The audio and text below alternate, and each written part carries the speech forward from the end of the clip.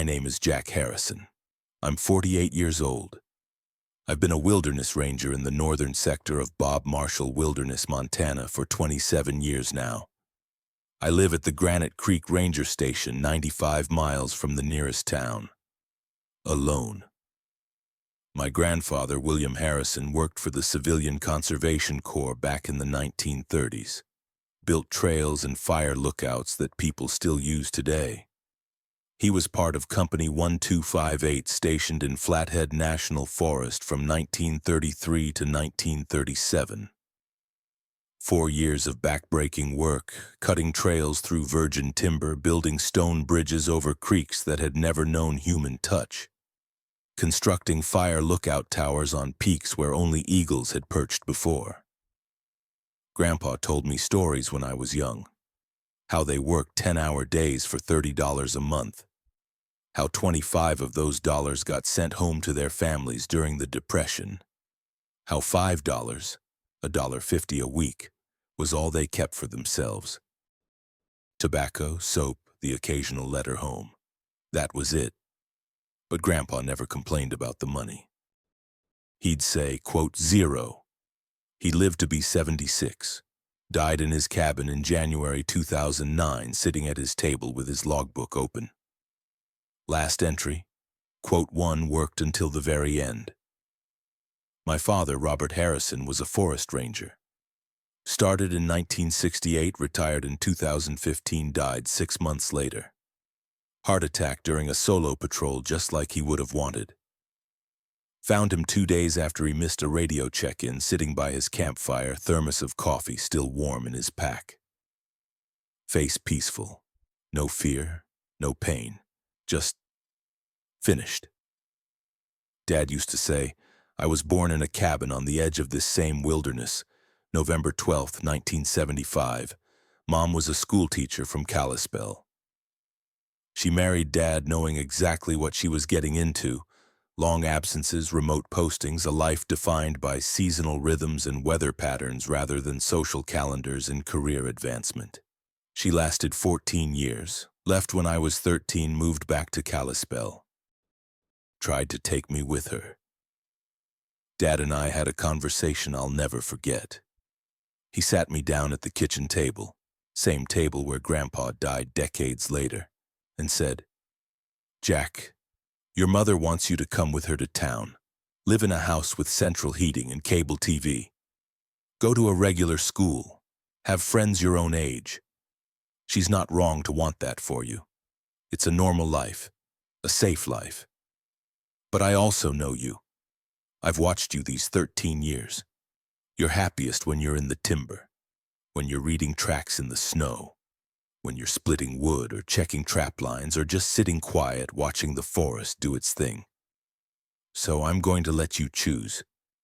You can go with your mother and I won't hold it against you, or you can stay with me and she won't hold it against you, but you need to understand, if you stay, this becomes your life. The wilderness, the isolation, the work.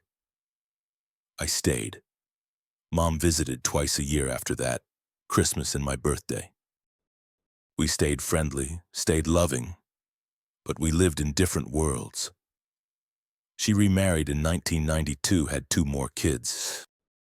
I've got half-siblings I barely know, living suburban lives in Kalispell, working office jobs and raising families in subdivisions. Good people, just not my people. At 5 years old, I was already helping Dad check trail markers, learning to read topographic maps, understanding the difference between grizzly scat and black bear scat. By 10, I could identify trees by their bark in winter when there were no leaves to guide me. Douglas fir, thick, deeply furrowed, looks almost braided. Lodgepole pine, thin, scaly, covered in resin blisters that pop when you squeeze them. Western larch, the only conifer that drops its needles, bark like puzzle pieces, reddish underneath.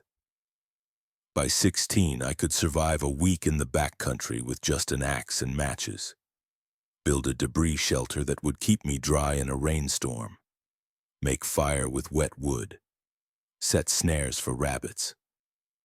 Find water even in drought. read weather in the clouds, predict storms 12 hours before they hit.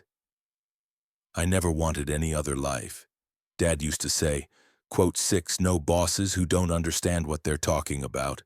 No meetings for the sake of meetings. Just you, the wilderness, and your work. No excuses, no one to blame. You succeed or fail on your own merit. That suited me fine. I got hired by the Forest Service in 1998 right out of the Ranger training program. Started as a seasonal fire lookout, promoted to patrol ranger in 2001. Got my own sector in 2005. 27 years now. Same sector, same station, same work. I got married at 25. Met Jessica at a community dance in Kalispell. She was a friend of my half-sister, came along to keep her company. Pretty woman, kindergarten teacher, grew up in Missoula. We talked all night. She said she loved hiking, loved the outdoors, always wanted to live somewhere. Quote 7. I believed her. We married in June 2000. Small ceremony. Just family. Moved into the Granite Creek Station together. For the first 2 years it was good. She'd come on patrols with me, learned to cross-country ski, helped me maintain the trails. We'd sit by the wood stove on winter nights, reading books, playing cards, talking about building a life together out here. Our daughter Emma was born in October 2001. Home birth, Jessica insisted, said she wanted Emma's first breath to be wilderness air, not hospital air. The midwife drove out from Pine Ridge, stayed 3 days. Everything went smoothly. Emma came into the world in that same cabin where I'd grown up, where my father had grown up, where my grandfather had spent his last years. 3 generations of Harrisons, all born or died in that wilderness. For a while we were happy. Jessica threw herself into motherhood, homeschooled Emma using books we'd order from town, taught her to read using field guides and wilderness survival manuals. Emma's first sentence wasn't, I want juice. It was, Mama, look, elk tracks. But isolation wears on people differently. By the time Emma was 5, Jessica was getting restless, started talking about just visiting town more often. Then it became, maybe spending winters in Kalispell so Emma can go to a real school. Then it was, Jack, this isn't fair to her. She needs friends. She needs normal childhood experiences. I tried to compromise. We spent a winter in town, rented a small apartment. I took leave, worked as a temp with the district office. Hated every minute. The noise, the crowds, the feeling of walls closing in. Emma cried every night, said she missed the forest, missed the quiet. Jessica saw it differently. She's crying because this is unfamiliar. She'll adjust. Kids are resilient. We moved back to the station in spring, but something had broken. Jessica started making longer trips to town. Just groceries, she'd say. Gone for 3 days, then 5, then a week. Emma and I would be alone at the station, and I'd see my daughter watching the trail, waiting for her mother's snowmobile to appear over the ridge. The divorce came in 2017. Jessica didn't ask for custody. She knew I'd fight, and she knew Emma would fight harder. Instead, we agreed on an arrangement. Emma would stay with me during the school year, homeschooled wilderness life. Summers and holidays, she'd stay with Jessica in Kalispell, experience normal life. It worked until it didn't. Emma chose. At 15, she told her mother, quote, 16, quote, Jessica cried, hugged her daughter, said, quote, 17, quote, they're still close, talk on the phone every week, visit when they can.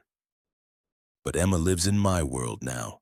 Graduated high school through a correspondence program, went to University of Montana for environmental science, got her degree, moved to Seattle for a nonprofit job.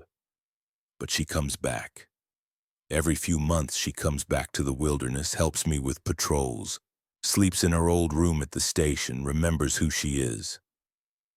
Jessica remarried, Nice guy, accountant, lives in a subdivision with a lawn and a two-car garage. They're happy. I'm glad for her.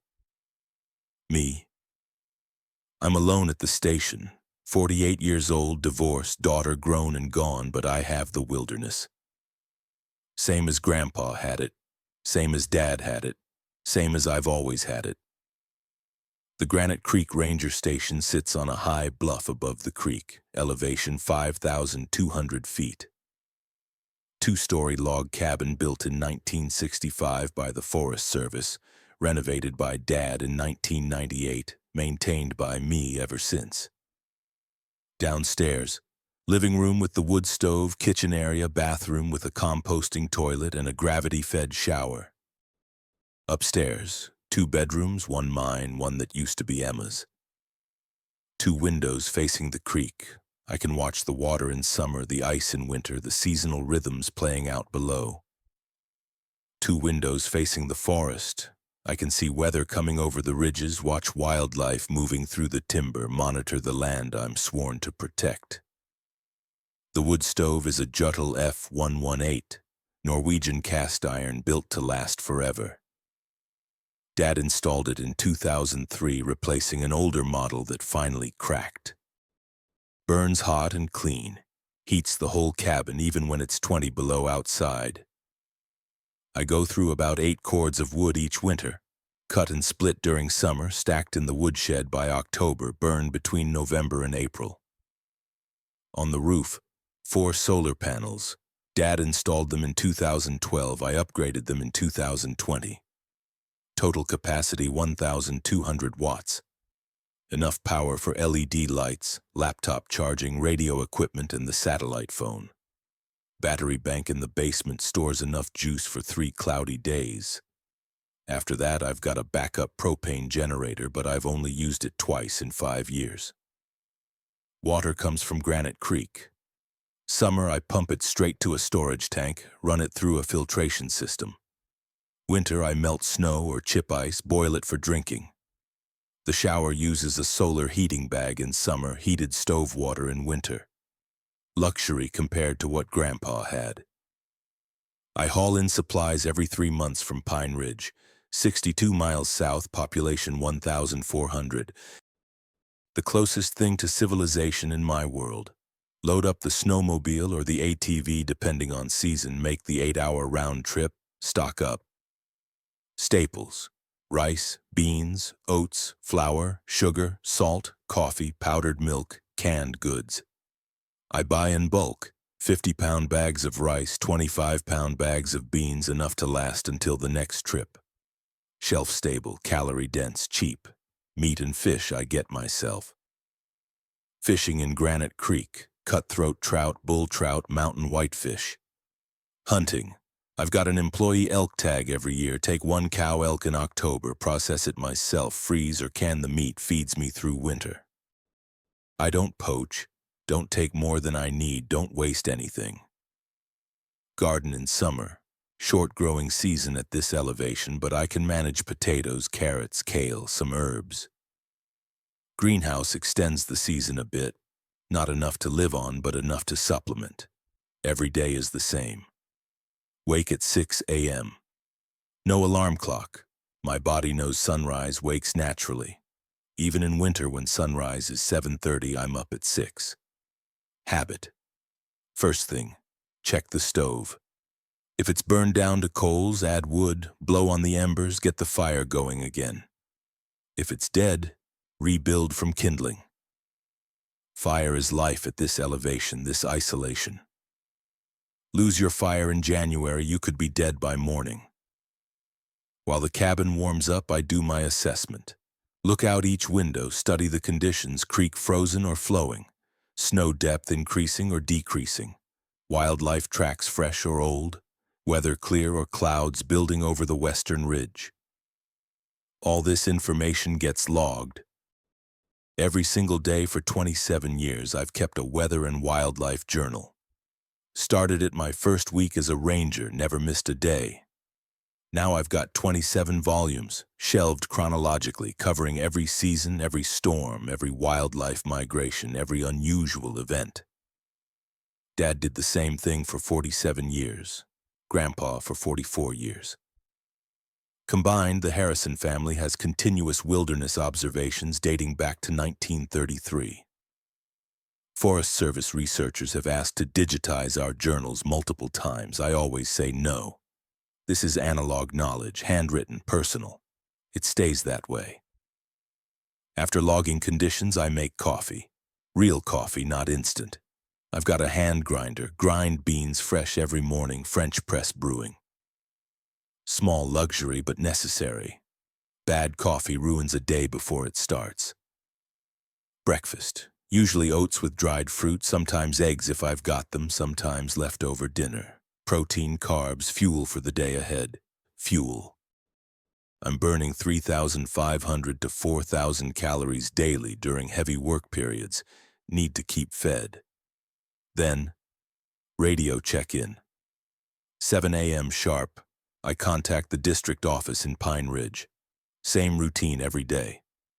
Dispatcher responds, "Sometimes there are special instructions. Supply drop scheduled. Visitor permits issued for my sector. I need to watch for backpackers. Fire danger elevated. Extra vigilance required." But usually it's just the check-in. Proof I'm alive. Proof I'm working. Proof the wilderness hasn't swallowed me up. Then, work. The work varies by season, by need, by plan. Winter work. Trail maintenance, cutting fallen trees, clearing avalanche debris, marking hazards. Cabin inspections. I've got 12 backcountry cabins in my sector, need to check each one monthly, make sure roofs are sound, stoves are safe, emergency supplies are stocked. Wildlife monitoring, track counts, scat analysis, understanding population movements and health. Boundary patrols. Making sure no one's illegally cutting timber, poaching, or building unauthorized structures.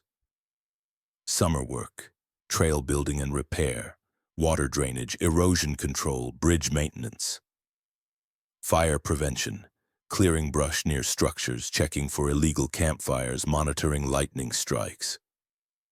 Visitor assistance, helping lost hikers, educating inexperienced backpackers, occasionally evacuating injured people.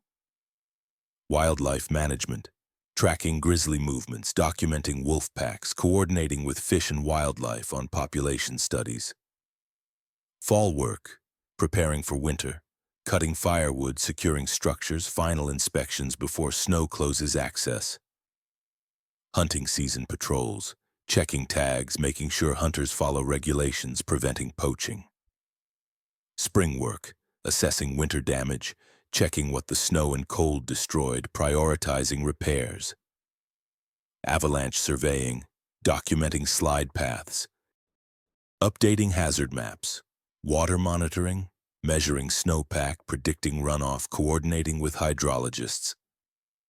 Every day is work, every day matters. The wilderness doesn't care about weekends or holidays. Trees fall, trails erode, visitors get lost. All this happens on its own schedule. I work 6 days a week, take Sundays off. Sunday is maintenance day. For me, not the wilderness. Laundry, cleaning, cooking meals for the week ahead, sharpening tools, mending gear. Reading, usually wilderness history or natural science. Sometimes calling Emma, talking for an hour about her life in Seattle, her work with the conservation nonprofit. She tells me about policy meetings and fundraising and coalition building. I tell her about elk migration patterns and trail conditions and upcoming winter weather. We live in different worlds, speak different languages, but we're connected by blood and by the wilderness that raised her. Sometimes I read. Sometimes I just sit by the window and watch the creek. Many people don't understand how you can live like this. No internet beyond satellite data, no stores, no restaurants, no movies, no bars, no crowds, no options. They ask, "Don't you get lonely?" I tell them, "I'm alone." That's different from lonely. Loneliness is wanting connection and not having it. Being alone is choosing solitude because it fits you better than company. I don't understand how people live in cities. I spent that one winter in Kalispell, nearly went insane. The noise, constant, unrelenting, meaningless. Car engines, sirens, music bleeding through apartment walls, people shouting at each other, televisions, leaf blowers, delivery trucks backing up with their beeping warnings. In the wilderness, every sound has meaning. Branch snapping, moose passing through, or elk or deer, depending on the crack. Moose break thick branches, elk break medium branches, deer break thin branches. You learn to hear the difference.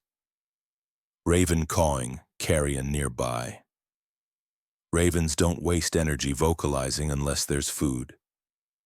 If you hear ravens calling, something died recently. Could be natural death, could be predator kill. Worth investigating. Howling in the distance, wolves on the hunt, or coyotes defending territory, or both. Wolf howls are deeper, longer, more complex. Coyote yips are higher pitched, more chaotic, if you hear wolves howling at dusk.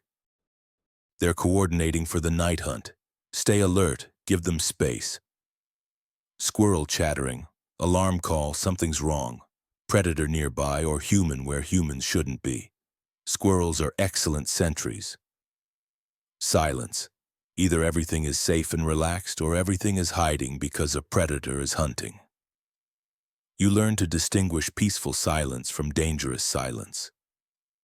Peaceful silence has small sounds, wind in trees, water burbling, insects buzzing.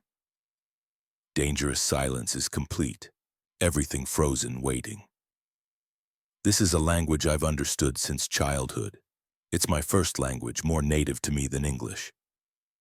I know every trail in my 850 square mile sector, every switchback, every creek crossing, every ridge, every valley. I've walked them thousands of times over 27 years. I know where the trail washes out every spring. Same 3 spots every year need to rebuild the drainage. I know where grizzlies like to dig for glacier lily bulbs in June. I know where the best huckleberry patches grow in August.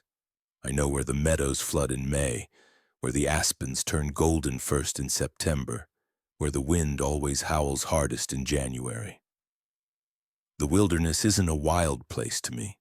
It's mapped in my body, known in my bones. It's home. Big, harsh, but fair. That's what Dad always said, and he was right. If you respect the wilderness's rules, it accepts you. Don't surprise grizzlies, make noise on blind corners, sing while you hike, give them space to retreat. Don't cross creeks during runoff. Water that looks ankle deep can knock you down and drown you in seconds. Don't travel during whiteout conditions. Stay put, build shelter, wait it out. Don't trust old snow bridges. They collapse, drop you into crevasses or creeks, kill you before help arrives. If you break the rules, the wilderness punishes you. Not with malice. It's not personal. It's just physics and biology and weather. Cause and effect. You do the wrong thing happens to you. Fair.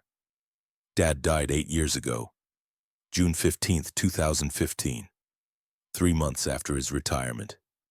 He'd worked 47 years, finally accepted that at 68 maybe it was time to slow down.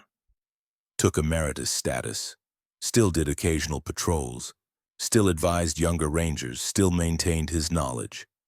But no longer full-time, no longer on call 24/7.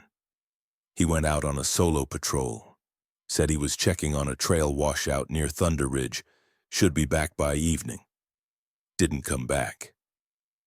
I gave him until midnight. Dad sometimes lost track of time when he was working. By 2 a.m. I was suiting up. By 3 a.m. I was on my snowmobile riding through darkness to Thunder Ridge. Found him at dawn, sitting by his campfire, thermos still warm in his pack. Heart attack, the coroner said later. Massive, instantaneous. Probably didn't even know it was happening. Just sat down to rest, poured himself coffee, and his heart said, enough. Face peaceful. No fear, no pain. Just finished. We buried him in the Pine Ridge Cemetery next to Mom. She died of cancer in 2008. We'd reconciled before the end. Small service. Rangers from across Montana showed up. Dad had worked with hundreds of them over the decades, trained many of them, saved a few of their lives. The district supervisor gave a speech, said Robert Harrison represented the old breed of wilderness ranger, dedicated, knowledgeable, impossible to intimidate or corrupt. Said the wilderness was losing its institutional memory as men like Dad retired or died. Said we needed to learn from them while we still could. I didn't give a speech, just stood there thinking, he died the way he lived, on the land, doing the work, no regrets. That's how I want to go. Grandpa lived longer, 76 years. Born in 1933, died in 2009. Also died in his cabin, the same cabin that became Dad's. That became mine. January morning, temperature 20 below. He didn't show up for a weekly radio check with Dad. I was stationed elsewhere then, working in Glacier National Park. Dad drove out, found him at his table. Logbook open. Last entry. Quote, 24. Worked until the very end. Didn't slow down, didn't retire, didn't accept decline. Just kept doing the work until his body said no more. They say wilderness people live long if they don't drink themselves to death and don't get mauled by a grizzly. Both are occupational hazards. The isolation drives some men to drinking. I've seen it. Worked with guys who started carrying flasks on patrol. Started drinking at 10 a.m. to quote 25, quote, started missing radio checks because they were passed out drunk. Some of them recovered, got treatment, sobered up, some of them didn't. Alcohol and wilderness isolation is a deadly combination. No social pressure to moderate, no intervention, no witnesses. You can drink yourself to death and nobody knows until they find your body months later. And grizzlies, that's the other killer. Not common, but when it happens, it's brutal. I've worked 4 grizzly maulings in 27 years. One fatal. Hiker surprised a sow with cubs, got partially consumed before we found the body. 3 survived, but with life-changing injuries. Lost eye, lost hand, face reconstructed with titanium plates. I've had close calls myself. 3 times I've been charged by grizzlies. Twice they were bluff charges. Stopped 10 feet away, huffed at me, walked away. Once was real. Sow with 2 cubs, I surprised them on a game trail. She came at me full speed, 400 pounds of muscle and teeth and rage. I dropped to the ground, covered my neck with my hands, played dead. She hit me like a truck, bit my shoulder, teeth went through my jacket, bruised bone but didn't break it, flipped me over, bit my calf, same thing, bruising, no permanent damage. Then ran away with her cubs. Whole thing lasted maybe 8 seconds. Felt like 8 hours. I limped back to the station, radioed for evacuation, got checked at the hospital. 13 stitches in my shoulder, 9 in my calf, massive bruising, but no broken bones, no severed tendons. Doctor said I was incredibly lucky. Said most people who get mauled by grizzlies die or wish they had. That was 2011. I haven't changed my behavior. Still patrol alone, still go into grizzly country, still accept the risk. It's part of the job. You can minimize the risk, carry spray, make noise, stay alert, but you can't eliminate it. The wilderness contains things that can kill you. Always has, always will. I don't drink, not out of moral opposition. I just don't like what it does to me. Makes me slow, makes me foggy, makes me careless. In the wilderness, carelessness kills. So I don't drink. I respect grizzlies and give them wide berth. When I see fresh grizzly scat or tracks, I make noise, sing loudly, sometimes turn around and choose a different route. Not worth the confrontation. Between those 2 precautions, no drinking, grizzly avoidance, I figure I've got good odds of living to Grandpa's age. Maybe longer. Modern medicine is better than what he had. I'm in good shape for 48. Still can hike 20 miles with a 50-pound pack. Still can split wood for 6 hours straight. Still can run a chainsaw all day without my back giving out. It's October 2023 now. Early winter settling in.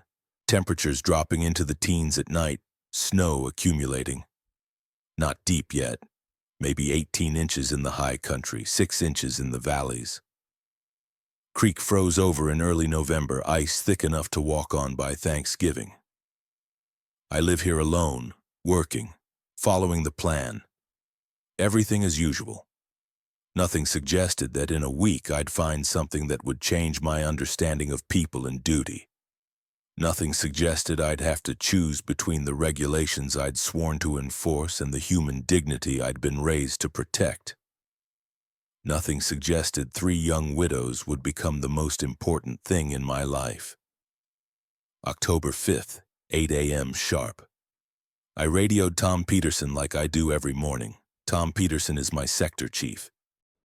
He's 56, been with the Forest Service for 32 years, stationed at the district office in Pine Ridge.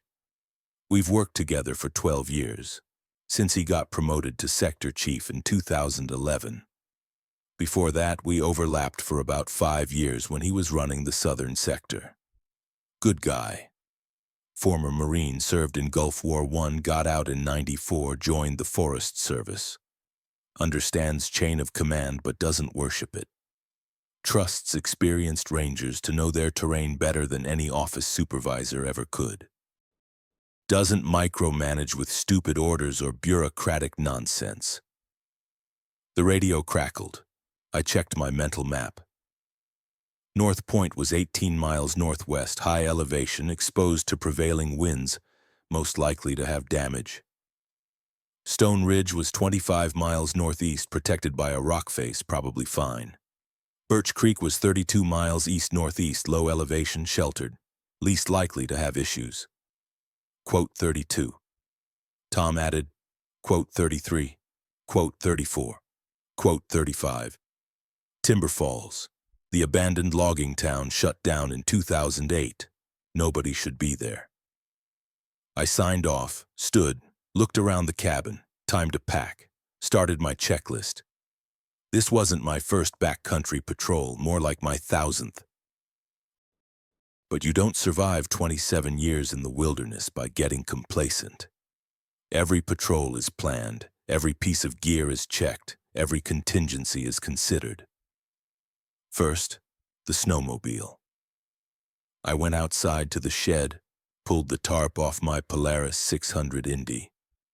2008 model, bought used in 2010, maintained meticulously ever since.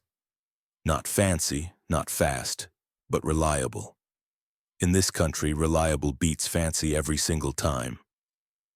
Check the track tension. Proper resistance, not too loose, not too tight. Check the skis. Carbides sharp, no cracks in the plastic.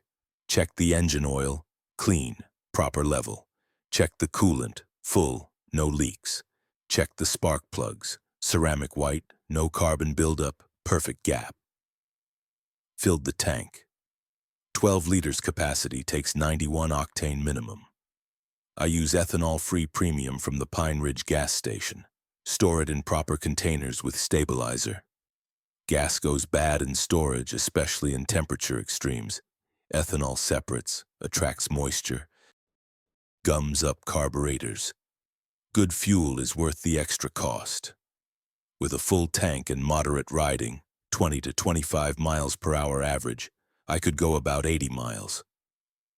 Not enough for a 75-mile round trip with zero margin. So I grabbed a 10-liter jerry can, filled it, strapped it to the cargo rack. Now I had fuel for 130 miles, plenty of margin. Checked the survival gear already mounted on the machine. Ice picks, in case I break through ice. Throw rope, in case someone else breaks through ice. Tow strap, in case another machine breaks down. Spare drive belt, #1 failure point on snowmobiles. Basic toolkit, screwdrivers, pliers, socket set, emergency shelter, reflective bivy sack, fire starting kit, waterproof matches, petroleum jelly-soaked cotton balls, ferrocerium rod. All present, all in good condition. Back inside to pack my backpack. I use a 75-liter Osprey mountaineering pack, big enough for extended trips, comfortable enough to wear all day, durable enough to survive years of abuse. Bought it in 2005, still going strong. Packed by priority. Most essential items at the top. Quick access if things go wrong. Less essential items at the bottom, only needed during planned stops. Bottom layer, sleeping system. Winter sleeping bag rated to minus 40 degrees Fahrenheit. Synthetic fill, not down. Down is lighter and compresses better, but loses all insulating value when wet. Synthetic stays warm even when damp. In winter wilderness, that difference can save your life. Sleeping pad, closed cell foam, not inflatable. Inflatable pads are more comfortable, but they can puncture. Foam never fails. Next layer, food. 3 days worth of MRES, meals ready to eat. Military surplus, 1,200 calories each, 12 in total. Not gourmet, but efficient. Each MRE is a complete meal with entree, side, dessert, and accessory pack. Instant coffee, creamer, sugar, salt, pepper, hot sauce, napkin, spoon, matches, gum. I threw in extras. Instant coffee packets. I'd need more than the MRES provided. Jerky, protein, doesn't freeze, doesn't spoil. Energy bars, quick calories. Electrolyte powder, dehydration kills faster than hunger. Hard candy, morale boost, plus quick sugar if I start feeling hypothermic. Next layer, water system. 1 liter Nalgene bottle filled with hot water. Acts as insulation, prevents other gear from freezing. 1 liter stainless steel bottle. Can heat water over fire if needed. Thermos with hot coffee. Morale, warmth, caffeine. Water purification tablets, backup if I need to melt contaminated snow. I don't carry a hydration bladder in winter. The hose freezes, makes the whole system useless. Nalgene bottles are bomb-proof. Next layer, clothing, spare socks, 2 pairs, merino wool. Spare thermal underwear, top and bottom. Spare gloves, 2 pairs, 1 light, 1 heavy. Balaclava, face protection in extreme cold. Neck gaiter, backup for balaclava. Or hand warmers, chemical, good for 12 hours each, can save fingers during mechanical repairs. Next layer, tools. Hatchet, 2.5-pound Husqvarna, razor sharp, can process firewood or build shelter. Folding saw, 21-inch blade, cuts faster than an axe for certain tasks. Multi-tool, Leatherman Wave, 17 tools in one. Duct tape wrapped around Nalgene bottle, fixes everything. Paracord, 50 feet, 550-pound test, guy lines, repairs, emergency rappel. Next layer, medical. First aid kit, comprehensive, bandages, various sizes, gauze pads, medical tape, antibiotic ointment, ibuprofen, acetaminophen, antihistamine, antacid, anti-diarrheal. Trauma supplies, tourniquet, soft TW model, one-handed application. Israeli bandage, pressure dressing for major bleeding. Hemostatic gauze, quick clot for severe hemorrhage. Chest seals, sucking chest wound treatment. Splint, SAM splint, moldable aluminum. I'm Wilderness First Responder certified, 80-hour course renewed every 3 years. Know how to use all of it. Top layer, emergency gear. Signal flares, 3 military surplus, waterproof, visible for miles. Headlamp, 400 lumens. Rechargeable battery plus backup 8AA batteries. Whistle, Fox 40 P-less, works at 50 below. Mirror, signal mirror, can flash SOS to aircraft. Fire kit, waterproof matches, backup lighter, ferrocerium rod, petroleum jelly cotton balls. Space blanket, reflective, retains 90% body heat. Final items, communication and navigation. VHF radio, Motorola R159 standard Forest Service issue, range about 8 miles in open terrain, less in mountains. Spare battery for radio. GPS unit, Garmin GPS Map 66 preloaded with all sector maps. Paper maps. Topographic 1 to 24,000 scale, waterproof, covering my entire route. Compass, Silva Ranger, liquid-filled, never fails. Packed tight, organized, no wasted space. Total weight, 48 pounds. Heavy, but manageable. I can hike 10 miles with this load if the snowmobile breaks down. One more thing, rifle. Usually I don't bring it. Bears are hibernating. Wolves don't attack humans, contrary to folklore. Mountain lions avoid people. The rifle is just extra weight. But something about Tom's comment, smoke over Timber Falls, made me cautious. Nobody should be at Timber Falls. The logging camp shut down in 2008. Residents evacuated, buildings abandoned. Forest Service policy is to let abandoned structures decay naturally. Cheaper than demolition, less environmental impact. But sometimes people use abandoned buildings. Poachers setting up illegal camps. Drug cooks using remote locations for meth labs. Fugitives hiding from law enforcement. All of it rare in my sector, but not impossible. If I encountered any of those situations, I'd want more than harsh language. I grabbed my Remington 700.308 caliber bolt-action 4-round magazine. Not a tactical weapon. It's a hunting rifle, but effective at stopping threats, human or animal. Loaded 4 rounds, chamber empty, safety protocol, slung it over my shoulder. Locked the cabin, habit, even though the nearest human is 37 miles away. Walked to the shed, mounted the snowmobile, started the engine. Polaris coughed twice, caught, settled into a rough idle. Temperature was 18 degrees. Cold enough that engines are reluctant, but not so cold that they refuse.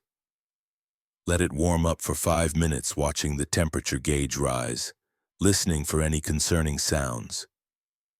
Engine smoothed out, running properly. I clipped into the tether kill switch. If I fall off, engine shuts down automatically. Settled into the seat, put it in gear, and headed out. 9 a.m., temperature 18 degrees, sky clear, sun bright but cold. Perfect visibility. Could see for miles across the snow-covered ridges. The snowmobile track pressed into fresh snow, making that distinctive crunching sound that means serious cold. Snow doesn't crunch at 32 degrees. It's too soft. But at 18 degrees, it's like riding over styrofoam. Loud, squeaky, oddly satisfying. First 6 miles, I followed Granite Creek north. The creek was frozen solid, thick ice covered with 2 feet of snow. I could ride right up the middle if I wanted, but I stayed to the side, following the summer trail. Ice can be deceptive. Looks solid, collapses under weight, drops you into freezing water. Even on a creek I know intimately, I don't take chances. The wilderness around me was in full winter mode. Spruce and Douglas fir heavy with snow, branches sagging under the weight. Occasional lodgepole pine, straight and tall, adapted to shed snow before branches break. Rare old-growth cedars, massive trunks 3 feet in diameter, survivors from centuries ago. Between the trees, complete silence except for my engine. No wind today, no bird calls. Most birds have migrated south or gone quiet to conserve energy. No mammal sounds, everything hunkered down, trying to survive the cold. But tracks everywhere. The snow is a journal recording every animal movement. Here, ptarmigan tracks, distinctive 3-toed pattern. The birds are transitioning to winter plumage now, turning white to match the snow. Hard to see unless they move. There, snowshoe hair trails, network of interconnected paths between brush patches. Hares don't den up like many animals. They stay active all winter, browsing willows and bark. Their tracks are everywhere. There, moose tracks, huge and deep, each hoof print the size of a dinner plate. Fresh, maybe, from this morning. A bull moose, judging by the stride length. Cows walk more delicately.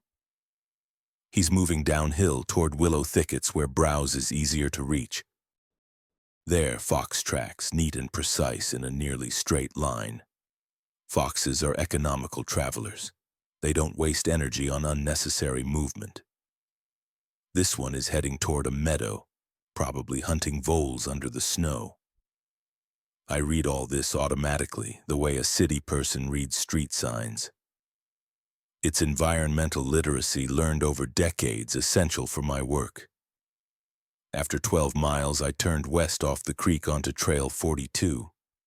Trail 42 is old, cut in the 1960s as a fire access route. 2 miles long, connecting Granite Creek to the Flathead drainage. The Forest Service doesn't maintain it anymore, not enough traffic to justify the expense, but it's still passable if you know where to go. Trees have grown in from the sides, narrowing the corridor. In summer, it's a tunnel of green.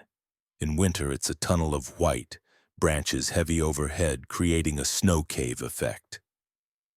I rode slowly here, dodging low-hanging branches, watching for deadfall. A tree across the trail can stop you completely. Might take an hour to cut through it with a chainsaw, and I don't carry one on routine patrols. Better to spot obstacles early, work around them. The snow was deeper here. No wind to scour it away, just accumulation between the trees. Knee-deep, sometimes thigh-deep in drifts. The Polaris handled it well. Wide track, good flotation, enough power to plow through. I saw wolf tracks, pack of 5, maybe 6. Hard to count exactly when they're walking single file, each wolf stepping in the lead wolf's prints to conserve energy. The tracks were heading northwest, perpendicular to my trail. Fresh, made within the last 6 hours, judging by how sharp the edges were. Older tracks get rounded by wind and sublimation. Wolves hunt at night, bed down during day. These tracks meant the pack was heading to their daybed after a night hunt. Probably killed something, elk or deer, and were now sleeping it off. I made a mental note. Wolf pack number 3, known pack in this area, active in the northern quadrant, hunting behavior normal. That would go in my evening report. Forest Service coordinates with Fish and Wildlife on wolf monitoring. Pack locations, movement patterns, hunting behavior, all of it gets documented, aggregated, analyzed. Helps manage both wolf populations and ungulate populations. I don't have strong feelings about wolves despite what some ranchers think. They're native predators, part of the ecosystem, reintroduced in the 90s after being exterminated in the 30s. Do they kill some elk and deer? Yes. Do they also keep herds healthy by culling weak animals? Also yes. It's complicated, balanced, functional. I don't interfere unless they threaten humans, which is extremely rare. I don't feed them, don't harass them, don't treat them as pets or villains. They're wolves. They do wolf things. I observe and document. By noon, I reached North Point Cabin. The cabin sits at 6,400 feet elevation at the edge of an alpine meadow. Small structure, 12 by 15 feet, built in 1972 as an emergency shelter for rangers and firefighters. Log construction, pitched roof, single room with a wood stove. I approached slowly, scanning for damage. Tom was right to be concerned. North Point is exposed to weather from 3 directions, takes a beating every winter. From 100 yards out, everything looked intact. Roof ridge straight, not sagging. Chimney vertical, not leaning. No obvious holes or collapsed sections. I parked the snowmobile, killed the engine, got off. Deep quiet after the engine noise. Just wind whistling across the ridge, a soft moan that never quite stops at this elevation. Walked around the structure, visual inspection first. Roof, metal sheeting over plywood over rafters. Lots of snow load, probably 800 pounds total. maybe more. But the roof pitch is steep, designed to shed snow, and I could see the rafters are holding. No bowing, no stress cracks. Walls, logs chinked with oakum and caulk. Some of the caulk has cracked from freeze-thaw cycles, but that's cosmetic. The oakum underneath is still tight, no air gaps, no structural separation. Foundation, the cabin sits on pier blocks, concrete pillars sunk below frost line. All piers level, no settling, no frost heave damage. Windows, single pane, wooden frame, glass intact. Shutters, exterior, close over windows during storms, secure on their hinges. Door, plank construction with a simple latch, no lock. These are emergency shelters, must be accessible to anyone in need. Door closed, latch engaged. I opened the door, propped it with a rock, always ventilate before entering. Carbon monoxide, animal presence, structural issues all need to be checked from doorway first. Interior cold, about 0 degrees Fahrenheit. But that's normal for an unheated cabin. Let my eyes adjust to the dimness. Single room, 12 by 15 feet. Wood stove in the corner, cast iron Vogelsang, 1970s model, still functional. Bunk platform along one wall, bare boards. Visitors bring their own sleeping bags. Small table, one chair. Shelves with emergency supplies. Check the supplies. 24 MRES, expired 2021 but still edible in emergency. Water purification tablets, first aid kit, signal flares, fire starting materials, candles, batteries, emergency radio, hand crank powered. Everything present, everything organized, everything within tolerance. Checked the stove. Door opens smoothly. Fire brick liner intact. Ash clean out empty. Previous visitor followed protocol. Remove ashes. Leave the cabin ready for next use. Checked the chimney from inside. No visible blockages, no bird nests, no creosote buildup.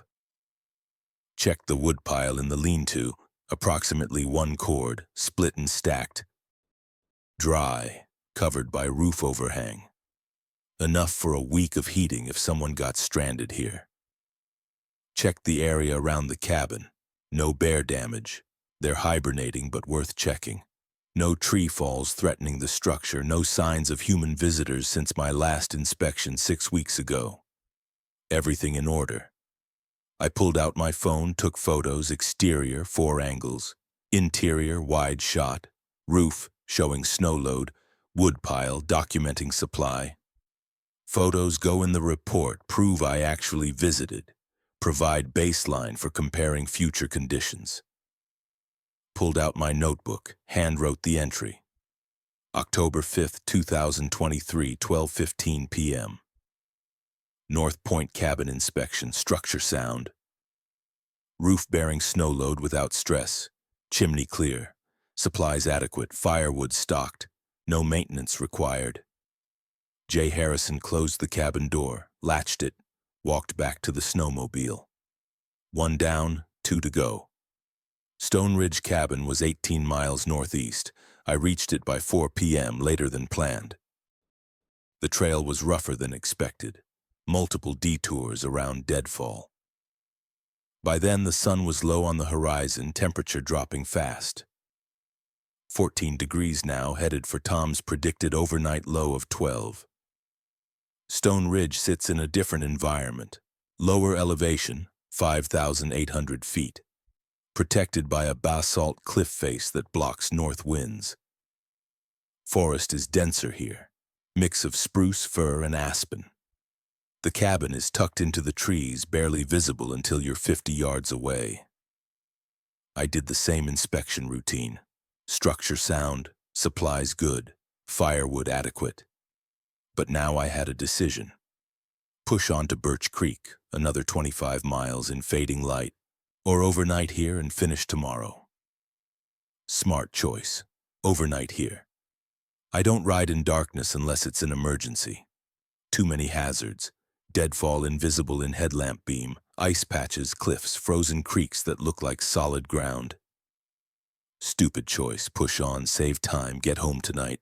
I made the smart choice. 27 years in the wilderness teaches you.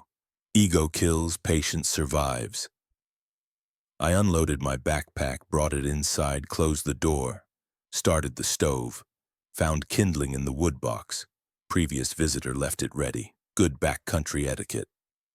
Built a small teepee of kindling, added a fire starter cube, petroleum wax, burns hot for 10 minutes, lit it with a match. Fire caught immediately. Added progressively larger sticks, then split logs. Within 10 minutes, the stove was roaring, heat radiating into the cabin. While the cabin warmed, would take about 30 minutes to go from 0 to 50 degrees. I melted snow for water. Filled my cookpot, set it on the stove, waited for it to boil. Opened an MRE, beef stew. Dumped the entree pouch into the boiling water, heated it for 5 minutes.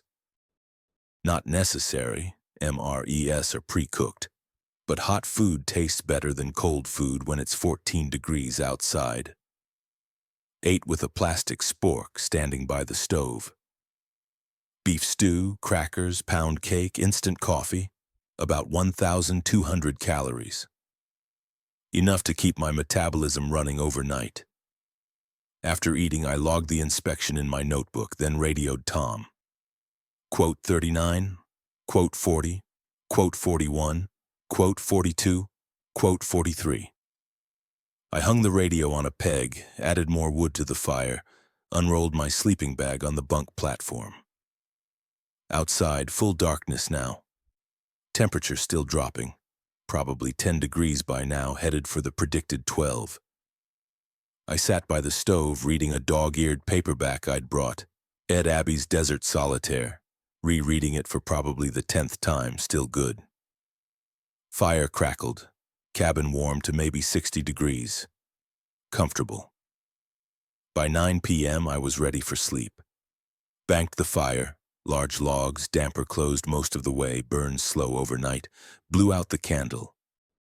Climbed into the sleeping bag. The cabin cooled gradually through the night, but the sleeping bag kept me warm.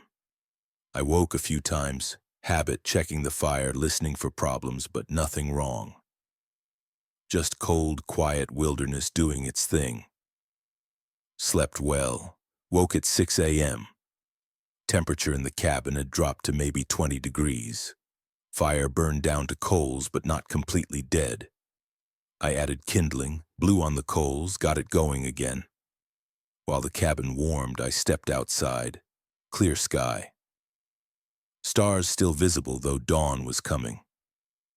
Temperature felt like 8 degrees, colder than predicted. I melted snow for coffee, had breakfast, MRE maple sausage, packed up my gear. By 8 a.m. I was back on the snowmobile heading toward Birch Creek. The morning ride was beautiful. Sun rising over the eastern peaks, light turning the snow pink and gold. Long shadows from the trees. Steam rising from my breath from the snowmobile's exhaust, creating little clouds in the still air. I followed Trail 45, old logging road from the 1970s. The logging company, Montana Timber, defunct since 1995, cut this road to access timber sections in what's now wilderness. When wilderness designation passed in 1998, commercial logging stopped. The roads remain, gradually being reclaimed by forest. Trees have grown in from the sides, dense spruce, thick understory. In summer, this trail is almost impassable without a chainsaw. In winter, snow compresses the brush, makes it easier. But it's still tight. Branches slapping my shoulders, sometimes catching my backpack, forcing me to stop and back up and find a different line. After an hour, I turned onto Trail 47, the approach to Birch Creek Cabin. This is old logging territory. In the 1980s, Montana Timber cut 3 major sections here. You can still see the evidence, old skid roads, landing areas where they decked logs before trucking them out, occasional rusted cable. The Forest Service debated what to do with this area. Some wanted to restore it to old growth, replant, accelerate succession. Others wanted to leave it alone, let nature recover at its own pace. They chose the latter. Cheaper, plus it creates habitat diversity. Now it's a mix. Young regrowth forest, 40 years old, dense and brushy. Elk love it. So do grizzlies. So do wolves. It's productive habitat, just not scenic old growth. I rode slowly, watching for wildlife. This is prime ungulate winter range. South-facing slopes, relatively low elevation, browse accessible under shallow snow. And then I saw something strange. Ski tracks in the snow. I stopped, killed the engine, got off the snowmobile, walked closer, crouched down, examined them. Tracks were fresh, made within the last 2 days. I could tell because the edges were still sharp. Older tracks get softened by wind, by sublimation. Snow evaporates directly from solid to gas, doesn't melt. By temperature fluctuations.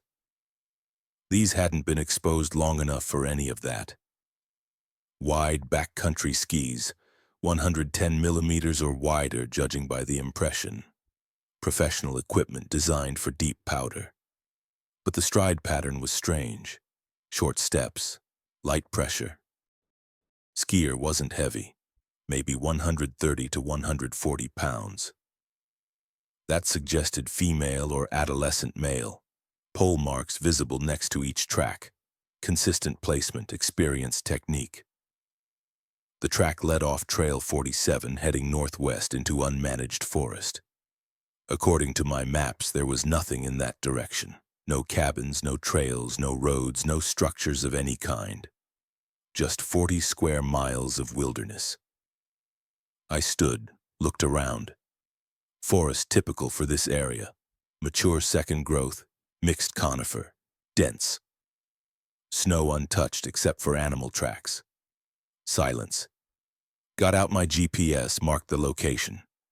47.8842 degrees north, 113.2156 degrees west. Wrote it in my notebook along with description. Ski tracks, fresh, 48 hours. Heading northwest from Trail 47. Single skier, lightweight, experienced. Destination unknown. JH. I thought about following the tracks, but I was on a mission. Inspect Birch Creek, get home before the weather turned. Tom's warning echoed. Snow likely by 1800 hours. Following mysterious ski tracks into unmapped wilderness wasn't part of the plan, but I couldn't stop thinking about it. Who skis out here? The nearest town, Pine Ridge, is 37 miles southeast. Nobody comes this far on skis. You'd use a snowmobile, maybe a truck in summer. Skis are for backcountry recreation, day trips from accessible trailheads. This was 60 miles from the nearest plowed road. To get here on skis would require multi-day expedition with overnight gear, food, navigation equipment. Possible but uncommon. And where were they going? The tracks didn't meander. They headed purposefully northwest, like the skier knew exactly where they were going. I got back on the snowmobile, continued toward Birch Creek Cabin, but my mind stayed on those tracks. Reached Birch Creek by 2 p.m., inspected the cabin. Everything good, no issues. Took photos, wrote notes. Now I had another decision. Head home, 3-hour ride, get there by 5 p.m., beat the weather, or investigate the ski tracks. Unknown time commitment, might get caught in storm. Smart choice, head home. Stupid choice, investigate. I made the stupid choice. Not really stupid. Curiosity is part of my job. Unexplained human activity in the wilderness needs to be documented. Could be innocent. Backcountry skier on a legitimate trip. Could be problematic. Poacher, illegal camp, squatter. I wouldn't know until I checked. I rode back to the ski tracks, parked the snowmobile, covered it with a tarp and branches, camouflaged it in case whoever made these tracks came back. grabbed my rifle, started following the trail on foot. The snow was deep, over my knees in places, sometimes thigh deep. Exhausting work, breaking trail. But the skier had already done it, so I just followed their path. I walked for 20 minutes, maybe covered half a mile. Forest thick, old spruce, big trunks. The track weaved between trees but maintained northwest bearing. And then I saw smoke, thin white column rising above the canopy about 300 yards ahead. I stopped, got out binoculars, glassed the area. Smoke was thick, white, straight, characteristic of a wood stove, not a campfire. Campfire smoke is thinner, grayer, more erratic. This was someone burning dry wood in an enclosed firebox, which meant structure. Cabin, tent stove, something, but there shouldn't be any structures here. This area isn't marked on any maps. I put away the binoculars, unsung my rifle, checked the chamber, still empty per safety protocol. Chambered around, kept the safety on.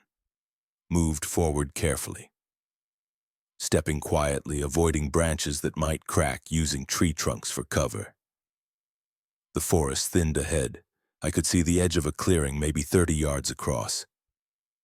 Stopped behind a large cedar, looked out, and saw it. In the clearing stood a smokehouse, not old, freshly built.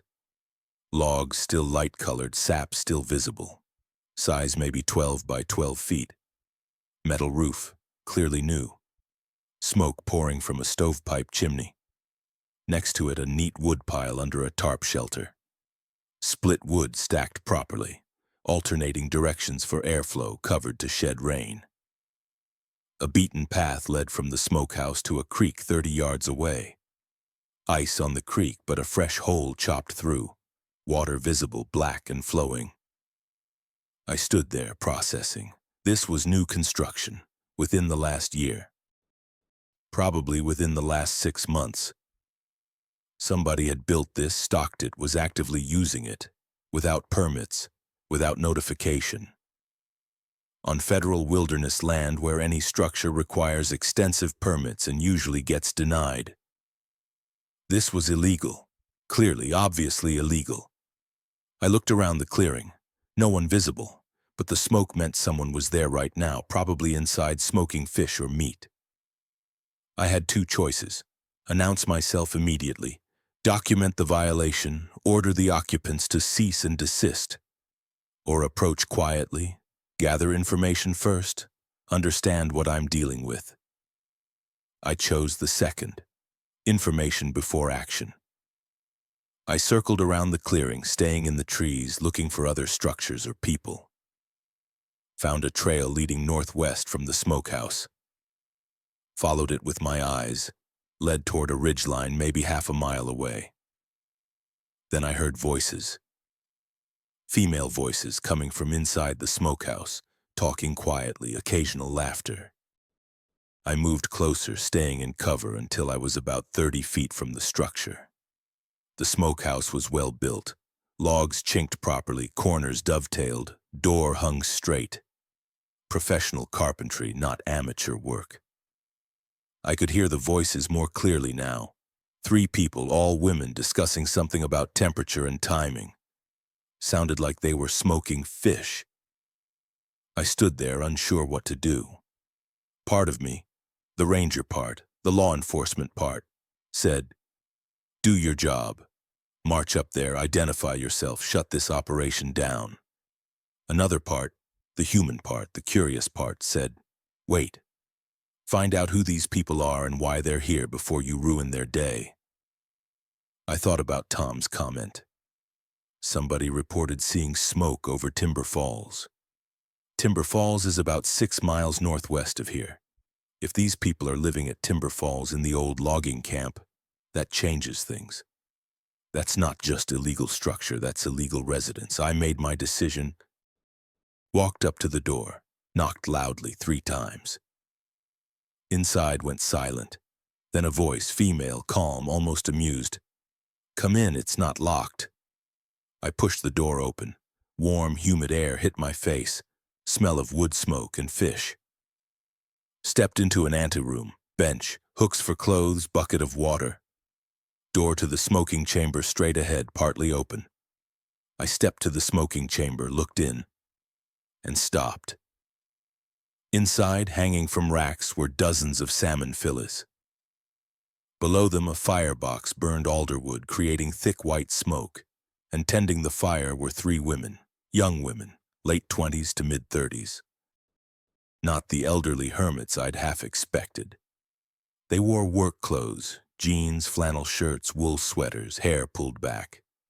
Faces streaked with soot and sweat.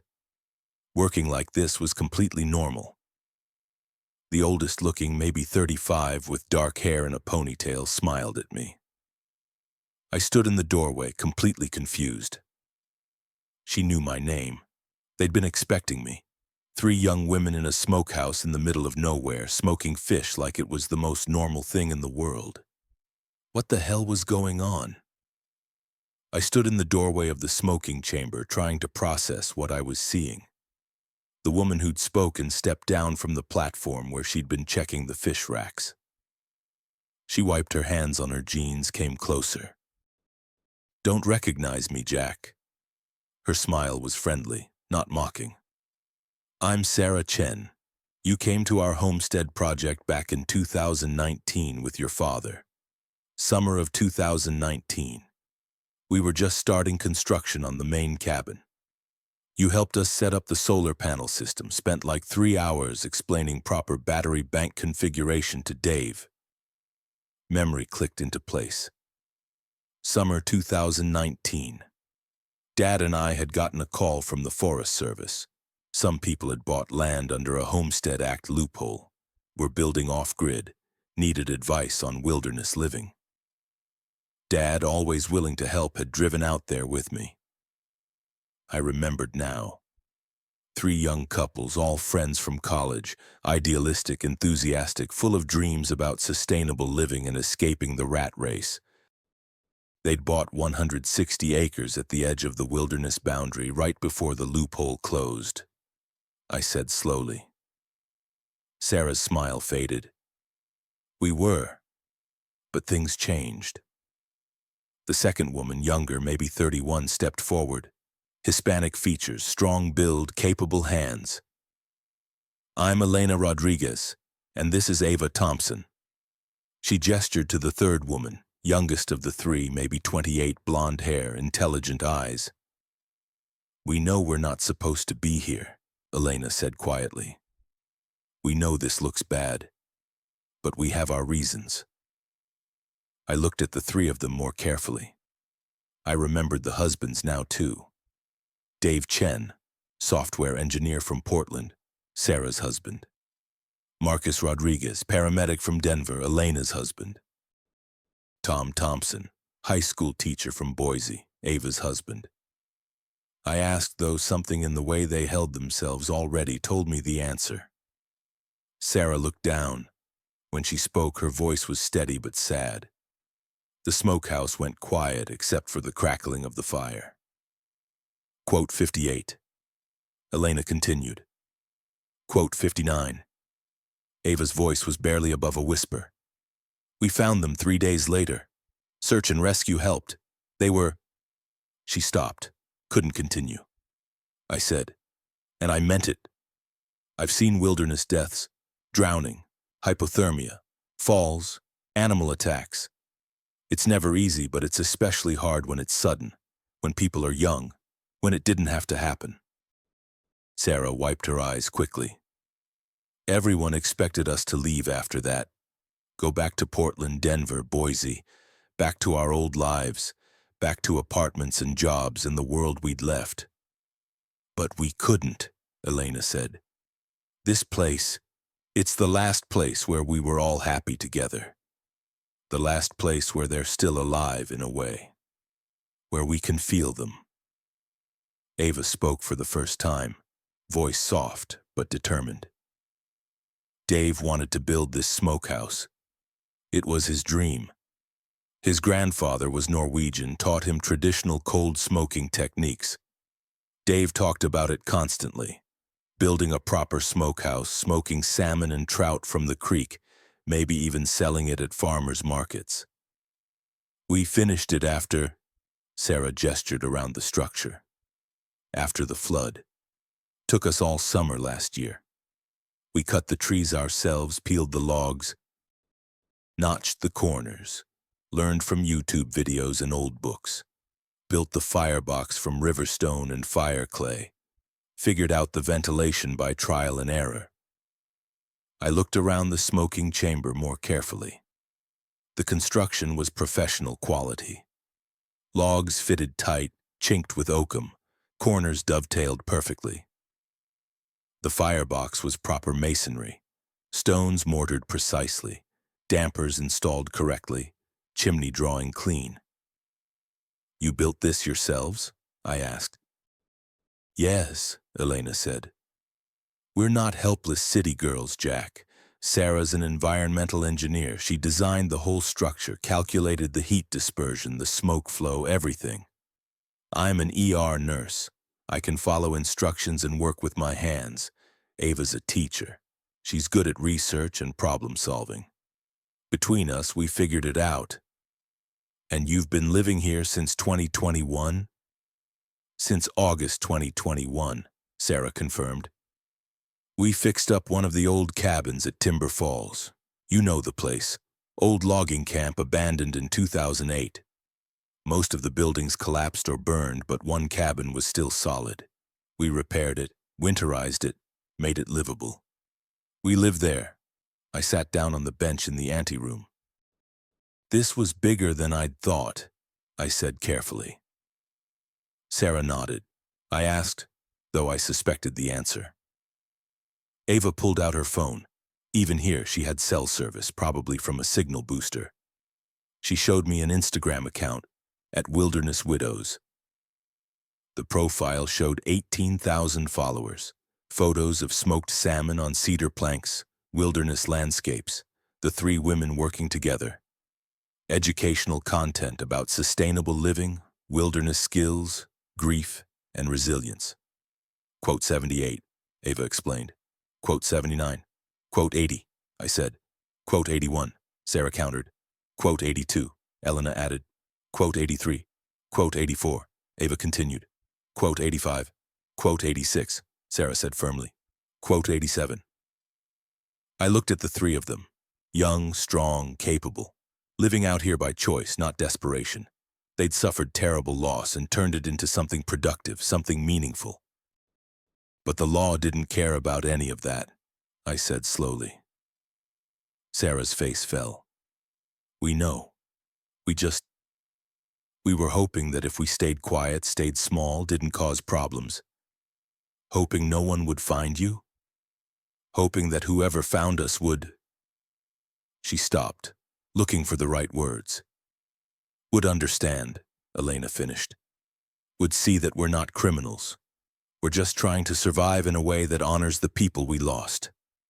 I stood up. My mind was racing.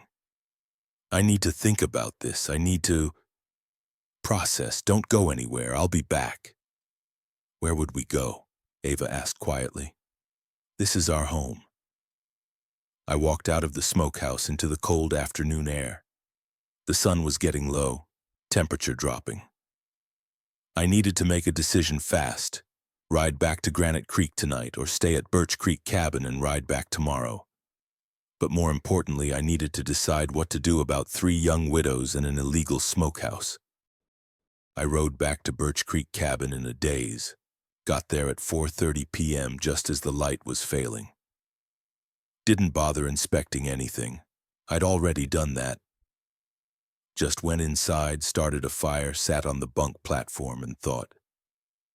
Thought about my grandfather, William Harrison, CCC worker during the Depression. Spent 4 years building trails that people still use 90 years later. He did it because it mattered, because it helped people, because it was the right thing to do, not because regulations required it. Those trails weren't always, quote, 98, quote, in the strictest sense. Sometimes he and his crew built them without proper surveys, without environmental impact studies, without all the paperwork that modern regulations require. They just built them because people needed trails to access the wilderness safely. Thought about my father, his philosophy. Quote, 99 dad bent rules sometimes. Not often, not flagrantly, but when human need conflicted with bureaucratic rigidity, he sided with humans. I'd seen him do it. Once a family got stranded in winter. Car broke down, no cell service, temperatures dropping into single digits. They made it to an emergency shelter cabin. Protocol said they had to leave within 24 hours. Shelters are for emergencies, not recreation. But their car couldn't be repaired for 3 days.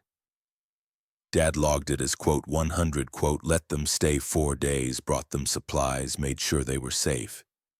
Technically violated protocol, but kept a family alive. Thought about Emma, my daughter. What would she say? I knew what she'd say. She'd say, quote, 101, quote, I pulled out the satellite phone, dialed her number. She answered on the 3rd ring. I told her everything. The ski tracks, the smokehouse, the 3 widows, their dead husbands, their illegal residents, their fish smoking operation, their Instagram following, their history of helping lost people. Emma listened without interrupting.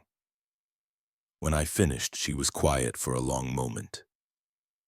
Quote 104, quote 105, quote 106, quote 107, quote 108, quote 109, quote 110.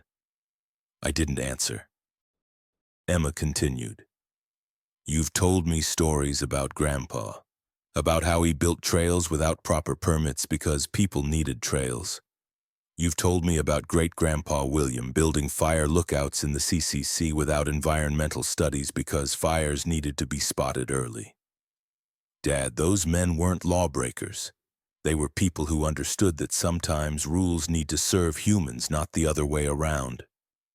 These women aren't running a meth lab, they're not poaching, they're not starting wildfires, they're living in the place where their husbands died, finishing the dream those men started and helping people along the way. If you report them, what happens? They get evicted. The smokehouse gets torn down. 3 women who've already lost everything lose it again. For what? To satisfy paperwork? I closed my eyes. Emma, if I don't report it and someone else finds out, I could lose my job. 27 years of service, my pension, everything. I know. Dad, I know it's a risk. I'm not saying it's easy, I'm just asking. What would Grandpa do? After we hung up, I sat in the dark cabin for a long time. Then I made another call. Sam Mitchell answered on the 5th ring. Jack Harrison. This better be good. It's almost 9 p.m. and I'm watching the game. Sam, I need help. A favor. A big one. Sam Mitchell was an old friend from Ranger training back in the 90s. We'd gone through the program together, stayed in touch over the years.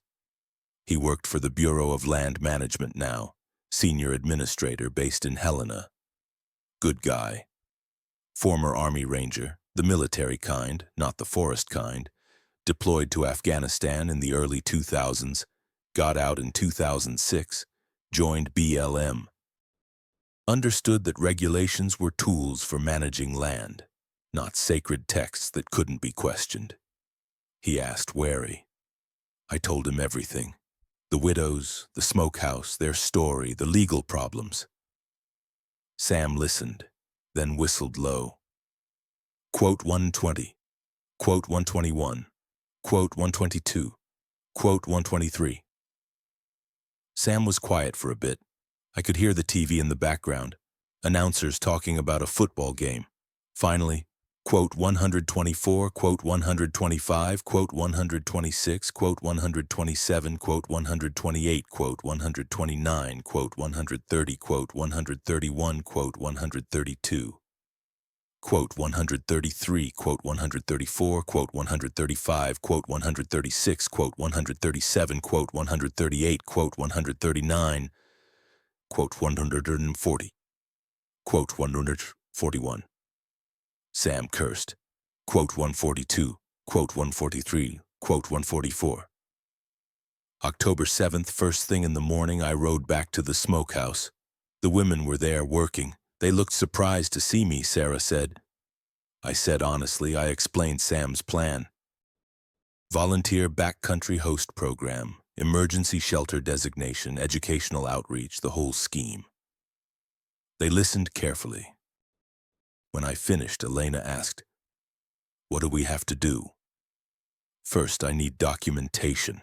Every time you've helped someone out here, dates, names if you have them, descriptions of what happened. That broken ankle case, the lost hunters, anything." Elena nodded. "I keep a medical log. Every injury I've treated, every person I've helped. It's habit from nursing. Document everything."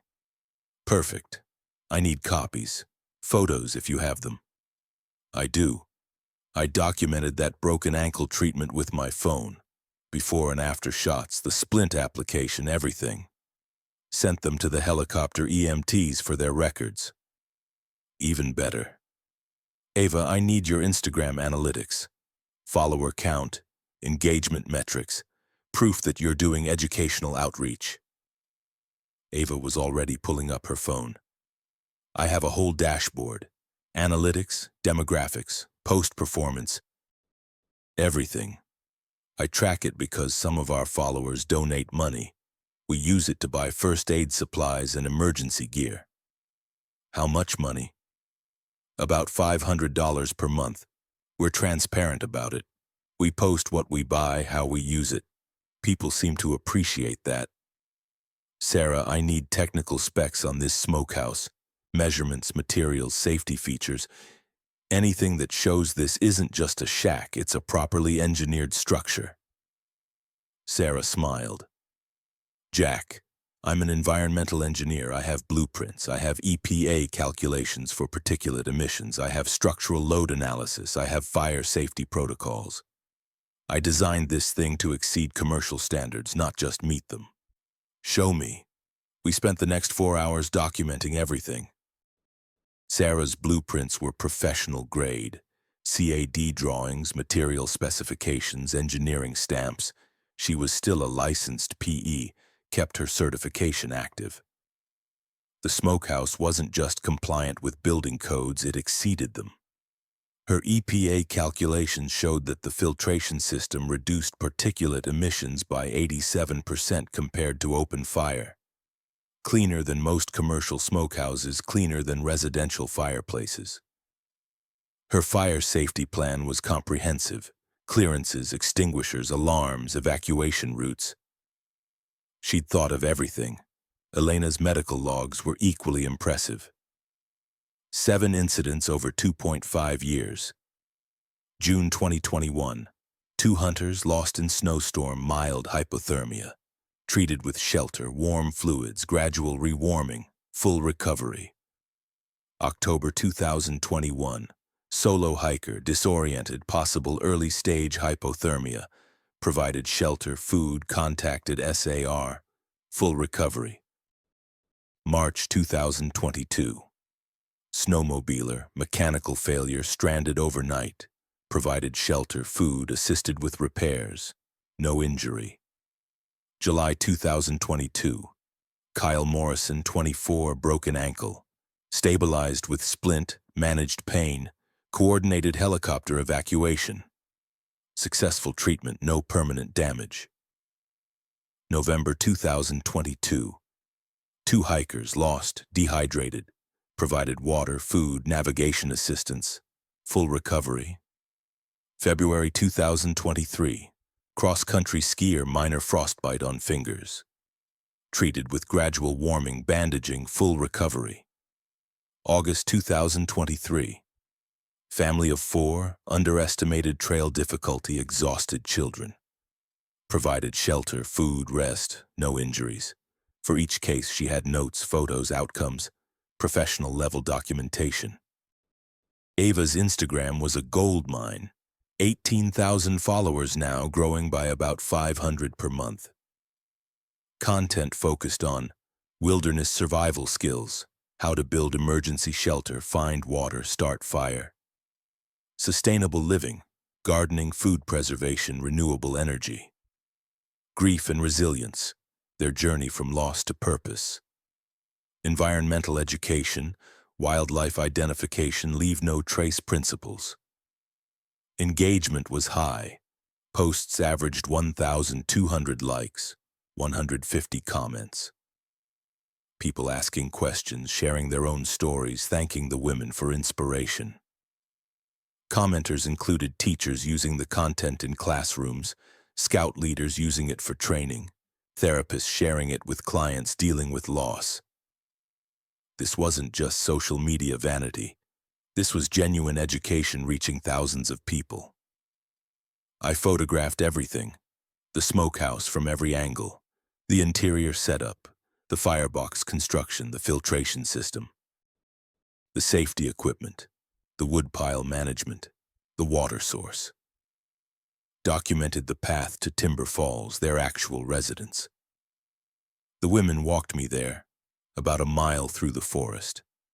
The cabin was one of the old logging camp structures, substantially renovated. New roof, new windows, reinforced walls. Solar panels on the roof, 4 panels, 1,600 watts total. Rainwater collection system with filtration. Root cellar for food storage. Workshop with tools. Inside it was clean, organized, comfortable. 3 separate sleeping areas, each woman had privacy. Common area with wood stove, kitchen table. Shelves lined with books, wilderness guides, medical references, engineering texts, novels. On one wall, a memorial. 3 photos: Dave Chen, Marcus Rodriguez, Tom Thompson. Below the photos, a hand-carved wooden plaque. They dreamed of wild places. We're living their dream. I took photos of everything, trying to be respectful but thorough. By afternoon, I had everything Sam needed. Rode back to Granite Creek, uploaded everything to Sam via satellite internet, slow but functional. Sent him files, coordinates, documentation, the works. He called back an hour later. "Jack, this is perfect. These women aren't just squatters, they're running a legitimate backcountry operation.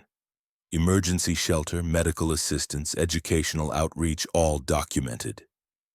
Can you make it work?" "I can make it bulletproof.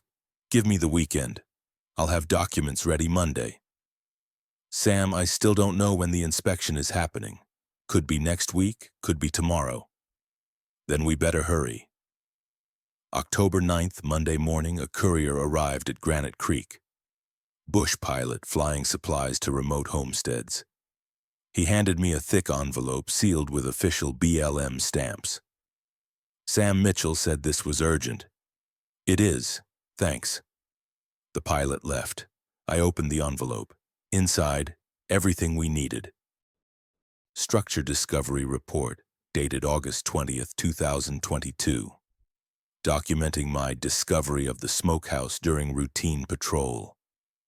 Volunteer Backcountry Host application filed August 25th, 2022 by Sarah Chen, Elena Rodriguez, and Ava Thompson. BLM approval letter dated September 15th, 2022 approving their volunteer status. Wilderness Emergency Shelter registration designating the smokehouse as Station 7. EPA Air Quality Compliance certification signed by an EPA inspector Sam had called in favors. USDA Food Safety Inspection Report marked satisfactory. Forest Service Coordination Memo acknowledging the volunteer program and expressing support, all signed, stamped official. All backdated by 13 months. If anyone checked the dates, they'd find a paper trail showing this had been approved through proper channels over a year ago. There was also a letter from Sam. "Jack, enclosed are all necessary documents. They're legitimate. I didn't forge anything. I used actual procedures, just applied retroactively. The EPA inspector is a friend. He actually visited the site yesterday. Told the women he was a quote 171 checking out their operation. Confirmed everything meets standards. USDA inspection is based on photos and Sarah's documentation, all acceptable for this type of small-scale operation." The volunteer host program is real. I'm the regional coordinator. I have authority to approve applications. I approved theirs, just backdated it. Is this bending rules? Yes. Is it illegal? Technically, yes. Could we get in trouble if someone looks hard enough? Maybe. But these women deserve to stay. They're doing good work, and sometimes good work requires creative paperwork. Destroy this letter. Keep the documents. If anyone asks, you discovered the structure in August 2022, filed proper reports, and I approved through normal channels. Good luck. Sam. I burned the letter in my wood stove. Kept the documents. Rode back to the women's cabin, showed them everything. They read through each document carefully. Sarah, the engineer, examined the technical specs. Elena, the nurse, reviewed the medical protocols. Ava, the teacher, studied the educational outreach requirements. Sarah asked, Quote 173, Quote 174, Quote 175. Elena looked at the medical protocols. Quote 176, Quote 177, Quote 178, Quote 179. Ava studied the educational outreach section. Quote 180, Quote 181. Sarah looked up from the blueprints. Quote 182, Quote 183, Quote 184. I thought about how to answer that. Quote 185, Quote 186, Quote 187, Quote 188. Ava's eyes were wet. Thank you. Don't thank me yet. We still have to pass inspection. October 10th, I got the call. Tom Peterson, my sector chief, radioed at 7 a.m. Jack, update on that inspection. It's happening this Saturday, October 14th. Federal team flying in at 11 a.m. EPA, USDA, Forest Service compliance. They'll want to see any reported structures or activities in the Timber Falls area. My stomach dropped. 4 days. Copy that. I'll be ready. Jack, is there anything out there? Any illegal camps, structures, activities? I chose my words carefully. There's a registered volunteer backcountry host station, Station 7. 3 volunteers, Chen, Rodriguez, Thompson, approved by BLM in September 2022. I've been coordinating with them for over a year. Silence on the radio. Then, I don't have any record of that. It's a BLM program, not Forest Service, but they operate in our wilderness area, so I maintain regular contact. They assist lost hikers, maintain emergency shelter, provide wilderness education. And this is official? Fully documented. I have all the paperwork, registration, approvals, safety inspections, everything. More silence. Then, forward me copies today. I need to brief the inspection team. Will do. I sent Tom copies of all the documents, waited nervously for his response. He called back an hour later. Jack, this is impressive. I had no idea BLM was running a volunteer program in our sector. Interagency coordination. Sam Mitchell at BLM is the regional coordinator. We work together on various projects. And these 3 women, they're qualified? One's a licensed environmental engineer, one's a trauma nurse, one's an educator. Between them, they've assisted 7 lost or injured people in the past year. All documented, all successful outcomes. Okay. I'll inform the inspection team. They'll want to verify everything, but if the paperwork's in order, it's in order. After Tom hung up, I sat down heavily. 4 days until inspection. 4 days to make sure everything was perfect. I spent those 4 days preparing. Rode to Station 7, helped the women upgrade their emergency equipment, installed new fire extinguishers, commercial grade, certified. Upgraded the first aid station, added trauma supplies, updated medications. Improved the radio system, better antenna, solar-charged backup batteries. Sarah and I reviewed every technical specification, made sure the smokehouse exceeded all standards. Checked the firebox construction, measured emissions, verified ventilation rates. Everything perfect. Elena and I practiced emergency scenarios, hypothermia treatment, fracture stabilization, severe bleeding control. She was already expert level, but we documented her skills with photos and videos. Ava and I refined the educational content, reviewed her Instagram posts, made sure they aligned with official wilderness education standards, created a curriculum guide showing how her content could be used in schools, scout programs, outdoor clubs. By October 13th, we were ready. That night, sitting in the women's cabin, we had a final briefing. I told them. Sarah gripped my hand. Elena asked. Ava looked worried. Quote 215, quote 216. We sat in silence for a while, fire crackling in the stove. Finally, Sarah said, quote 217. I nodded, didn't trust myself to speak. Tomorrow would tell. October 14th, 11 a.m. I stood in the clearing by Station 7 with Sarah, Elena, and Ava, waiting. The sky was clear, temperature in the mid-30s, perfect flying weather. At 11:15, I heard the helicopter, Bell 407 Forest Service markings.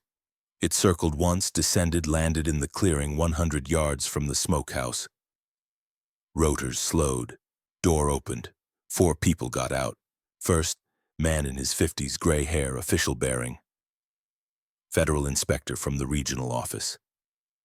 Second, woman in her 40s, EPA uniform, environmental compliance specialist. Third, man in his 30s, Forest Service green, fire and safety inspector.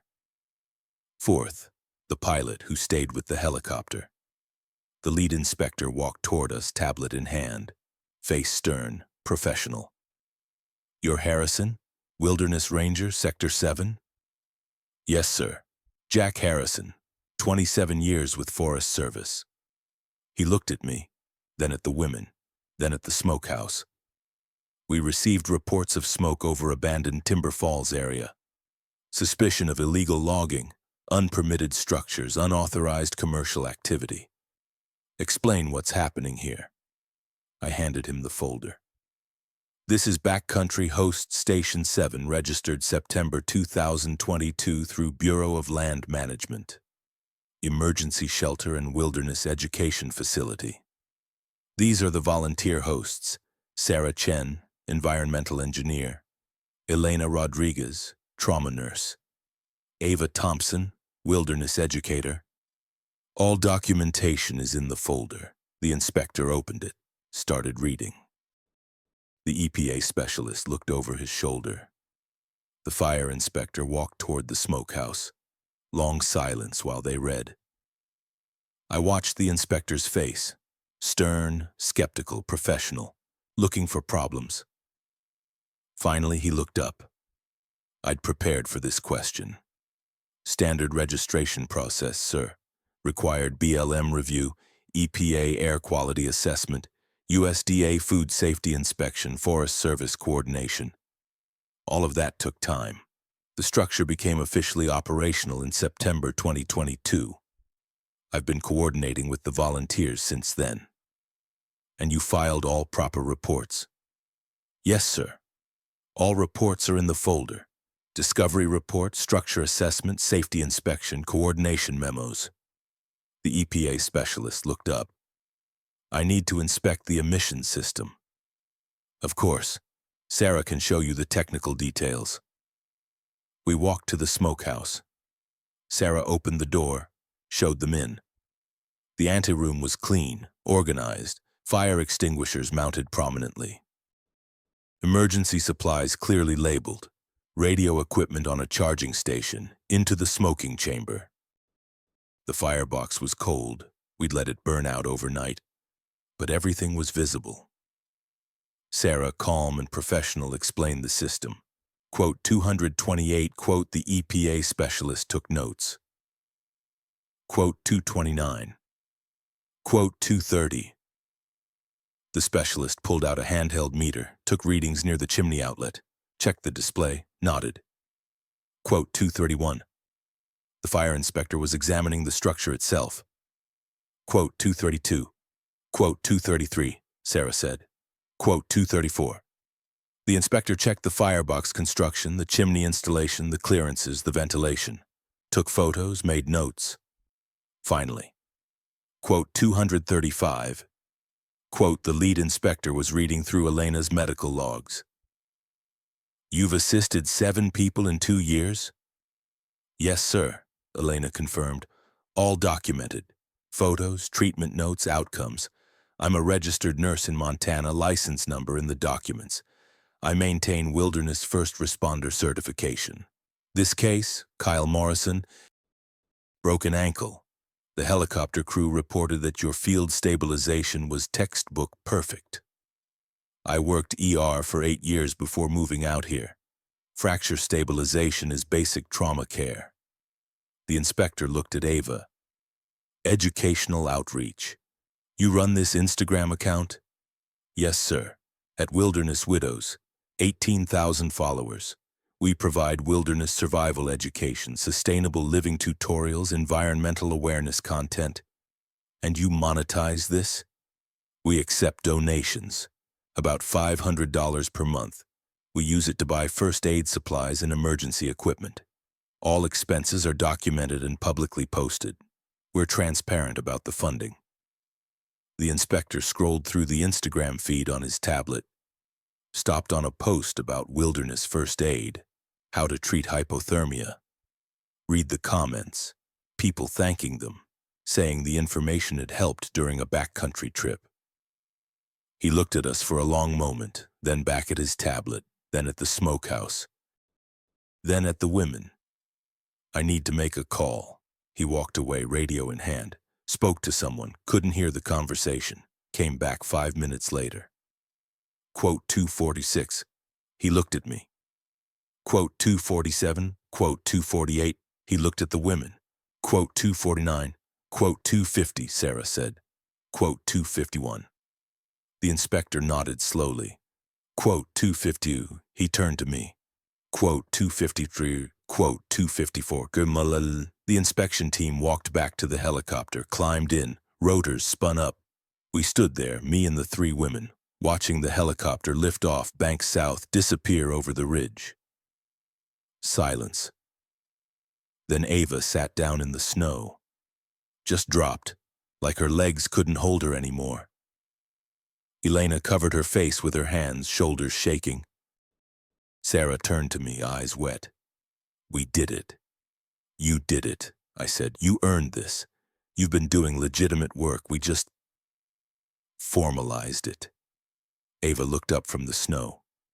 Jack, you saved us. You saved our home. I shook my head. I just used the system properly. Found a way to make what you were already doing fit into the regulations. By backdating documents. By recognizing that good work sometimes happens before the paperwork catches up. You were helping people before you had official status. That doesn't make the help less real. It just means the bureaucracy was late. Sarah hugged me, hard. Thank you.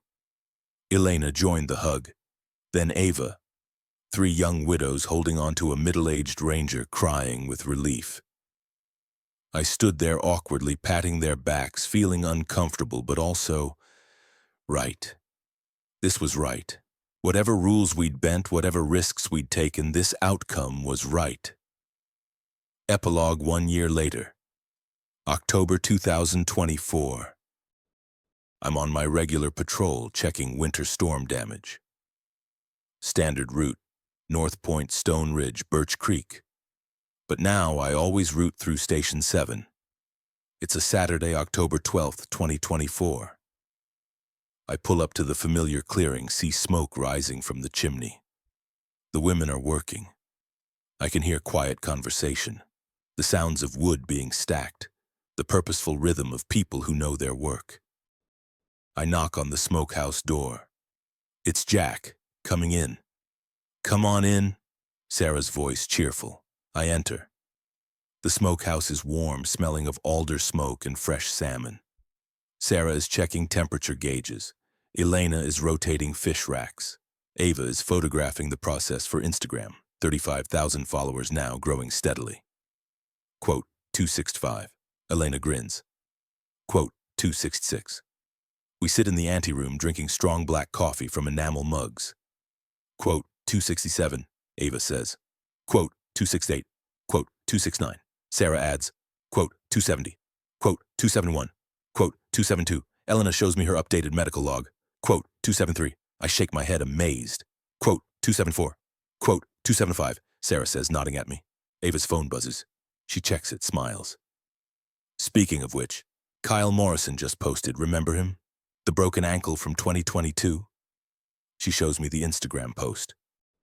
It's Kyle, now 26, standing on a mountain summit wearing a backpack, looking healthy and strong.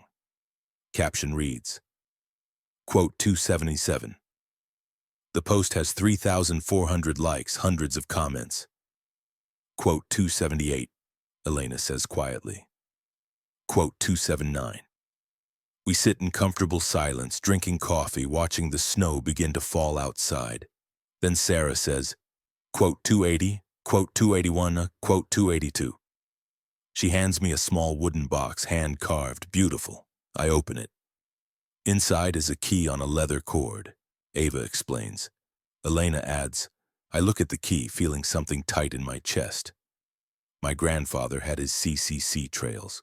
My father had his 47 years of service. My daughter has her conservation work in Seattle. And I have this. 3 young widows in a smokehouse, turning grief into purpose, helping people, honoring the dead by serving the living. I managed to say. Quote 287. That evening, back at Granite Creek Station, I sit at my desk writing the daily log. October 12th, 2024. Clear turning to snow. 32 degrees Fahrenheit. Station 7 inspection. All systems operational. Volunteers Chen, Rodriguez, Thompson continue exemplary service. 11 people assisted this year. Educational outreach expanding. Grant funding secured for facility upgrades. The wilderness endures. The people endure. The work continues. Jack Harrison, Wilderness Ranger. I close the logbook, add it to the shelf where all the years are kept. Dad's journals from 1968 to 2015. Grandpa's from 1933 to 1976. And now mine, 1998 to present. 3 generations of Harrisons documenting wilderness, protecting land, serving people. Outside, snow is falling steadily now. Temperature dropping. Winter coming early this year. But I'm warm. The wood stove burns hot.